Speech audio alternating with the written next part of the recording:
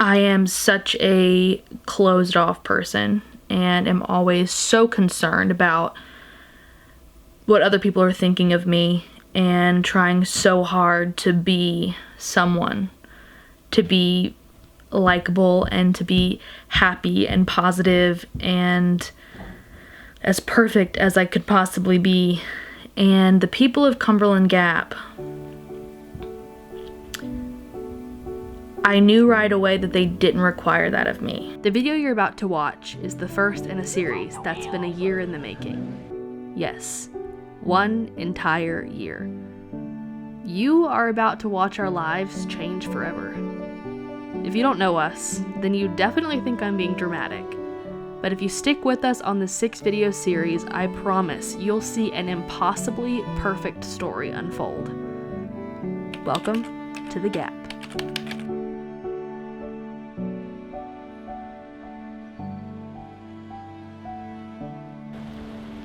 Well, welcome to Cumberland Gap. Thank you! So you're surrounded by distinguished citizens of the Gap. I'm proud to say I'm one of them. Wonderful. So, as a note, when we exit the Little Congress, I'm going to do a rickshaw ride around the block and deliver you to your next block. How exciting! I know. Okay, well, come on in.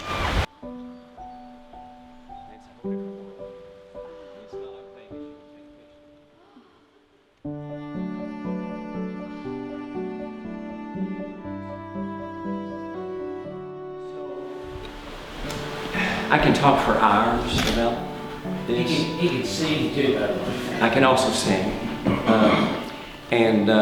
If one of them jumps out at you, one of these bikes, I'd be more than happy to explain about it. Yeah. Okay, I want to know first of all about the 4 people. The quadricycle. In 1934, Swain put together this quadricycle, okay? Swain was really a very prominent manufacturer, I mean lifetime warranties.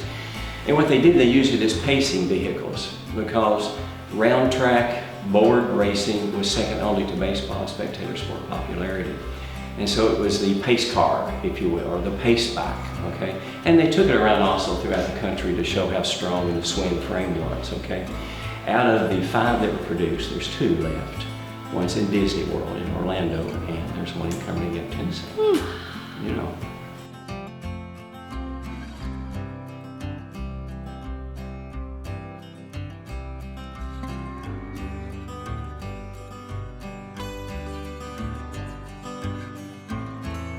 The newest bicycle in here, at least new to this location, it is serial number 005 of the Hopalong Cassidy bicycle.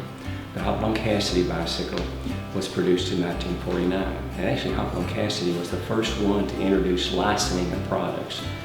And he did so well, he had like 2,500 products, everything from beard, wax to you name it, it was on there. So he got with Rofast Corporation, he said, I want to do a cowboy bike, okay? They only did 2 cowboy bikes. One was Gene Autry and one was Hopalong Cassidy. I've got one right here, and it arrived here in a ball of mud over there from Yellow Creek Valley in the floodplain. It's a 1949 Hopalong Cassidy bike. It is 99.9% correct. Thread counts, it has new old stock tires. Trying to find a 1949 new old stock 20-inch US Royal tire. It's called a tri-chain tire.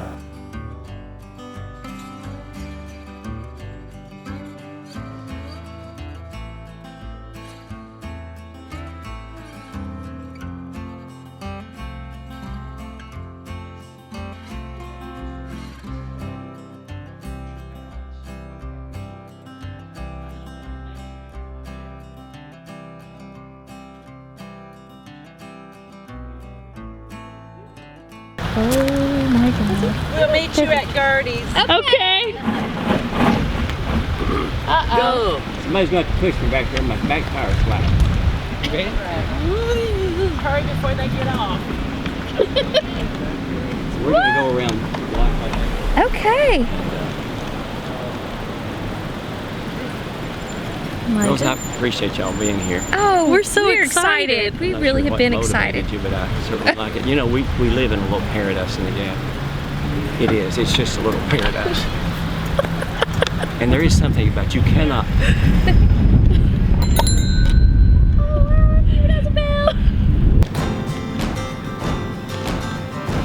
have a lot of customers, and the creek is just adds so much to it, you know. Back, you know, the creek.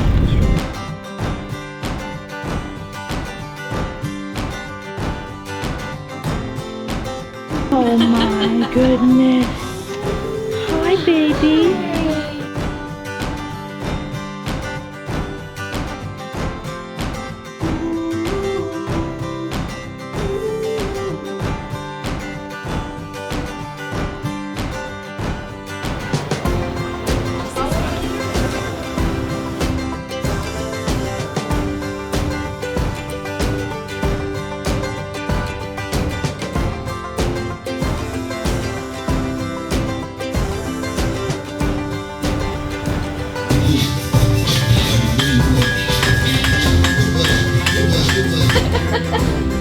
Joanie just looked it up.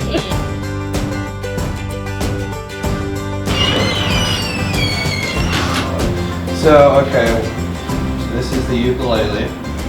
Do you play any instruments or? She used to play piano. Okay. She dabbled with a guitar. I mean, it's similar to the guitar, because you have the body, you have the sound hole, the bridge, the saddle, and the frets and the fretboard, tuners and all that. So, I mean, it's similar to the guitar, you just have less strings and it's a higher pitched instrument. So, what we're going to do is we're going to learn the C chord, maybe an A minor, depending on how much time we have. You're going to take your ring finger, you're going to take it and put it on the 3rd fret, which is right here on this string, Oh, on that that one. bottom string. Slide back up, right there. Put your thumb kind of behind the fret. Kind of put it behind so you're able to kind of. Pull it down a little bit more with your thumb. There you go. Then you're going to take this hand, just kind of strum with your finger.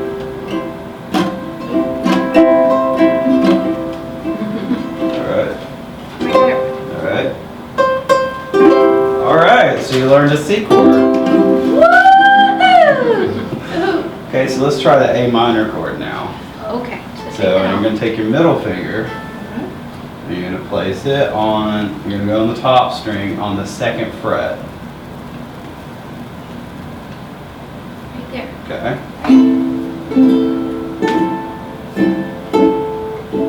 Well, I must be, yeah. So you're on the tip of your finger. Okay.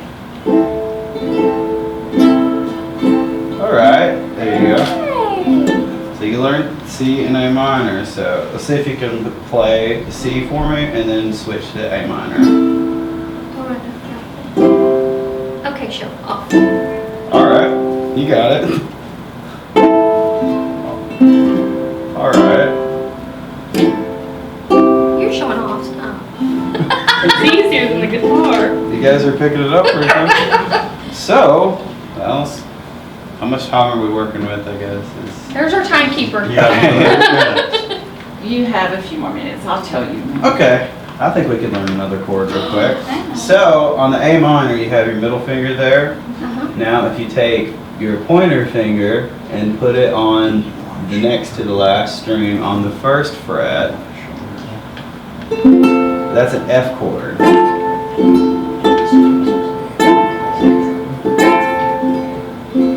Alright, you're good.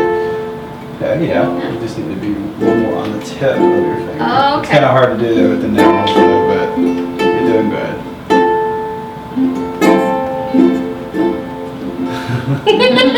Good job, y'all. Now sing for us.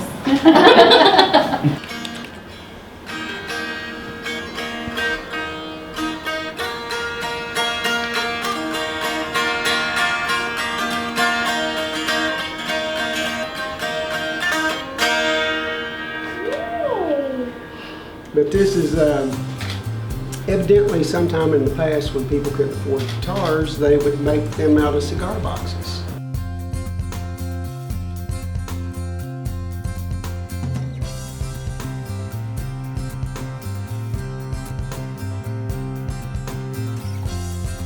My name's Kayla, I'm 24, I'm from the area. I went to Lincoln Memorial. My degree's in exercise science. It has nothing to do with this, but I love to bake, so this is my baby. I've been here my whole life. My whole family's from here for several generations. So I came here to visit. I came here to visit end of August last year. And so when everybody was doing their visits, staycations, you can't leave the United States. So we did our staycation. We came here to visit my grandniece, going to LMU to get her master's. She graduates in the middle of May, and she's now been accepted to the doctorate's program, and she's going to be a veterinarian. She's in the class of 2025. Well, the fortunate thing was when I stayed in town, I didn't want to stay at a big place, so I stayed at the Olde Mill Inn, and then I fell in love.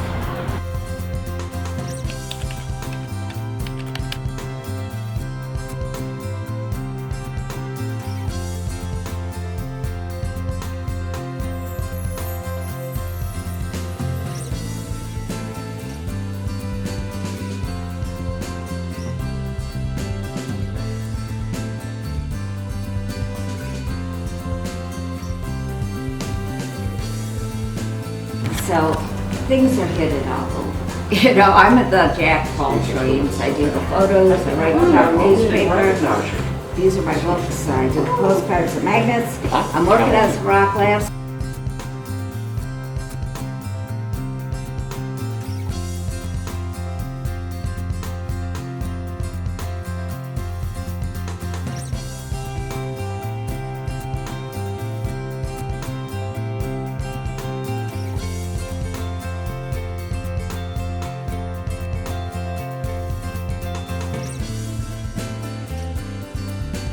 Miss Burchett was getting gas, and this truck hauling corn was coming down the hill and lost its brakes. The cab of the truck ended up in there, right about where the middle of the place is. And John can tell you about some of the beams he's got over top because of so many trucks that went all the way through the building. But the corn load fell right over on top of her car. They started digging the corn out because everybody thought she was gone. But it flattened the car down to the top of the seats, and Miss Burchett wasn't a large lady, so she had fallen over. When they got down there, she just had a few sores and a few bruises. They just pulled her right out of the car. Where we live is next to, you know, the railroad track went by there. And then Fried Green Tomatoes came out in '93 when we first went into business, and that's one of my favorite movies of all times. So we decided to whistle stop, and we built the building, the original building, to look like the cafe building. Mm-hmm. The same kind of windows and everything in it. And your mother ran this for several years, didn't she? While I was at school, she worked down here. She told me that every time that you came home from school, that you had a load of antiques.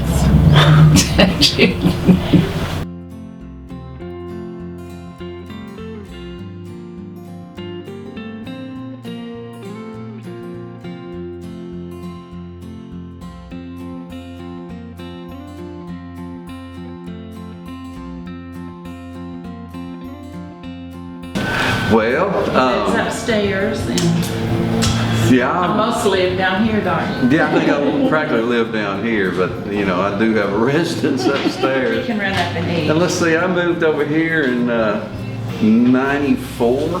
I was over in Middlesboro. I had a shop over there from '95 to then. I mean, excuse me, from '79 till then. But anyway, I decided I wanted to get out of the place I was in. I was leasing, and so a good friend of mine here in Cumberland Gap, Betty Howard, got in contact with me. Well, she was in the shop in Middlesboro one day, and she said, "You need to move to Cumberland Gap." And I've always loved this town. It's just the best place, I think, around. And so, you know, I started thinking about it, came over here and looked around, and ended up moving over here and building this place. And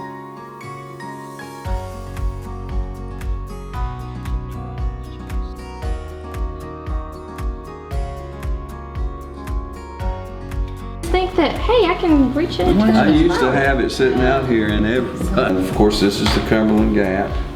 This is where that pinnacle is that we're talking about, the viewing site.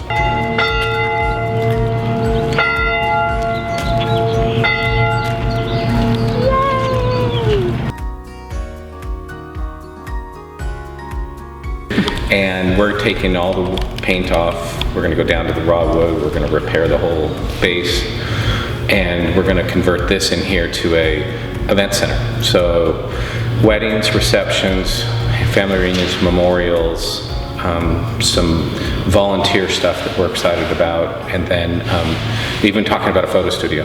So you could rent it as a daylight studio.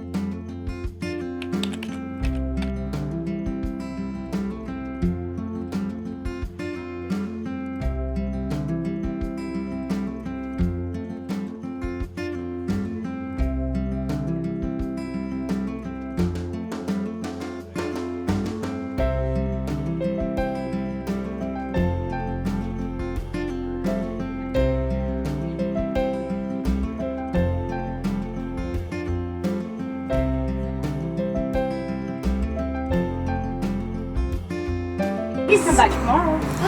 Look at him. Just all of a sudden have grown a little attachment to him.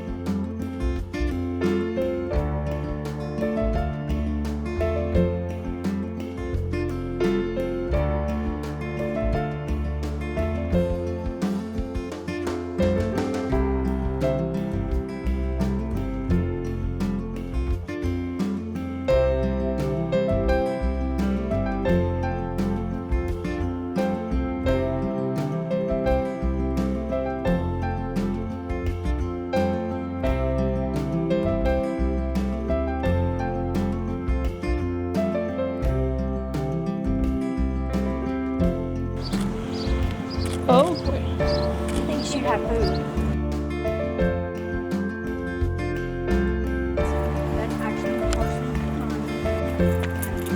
Hi. The sound of his wife yelping. Watch your step.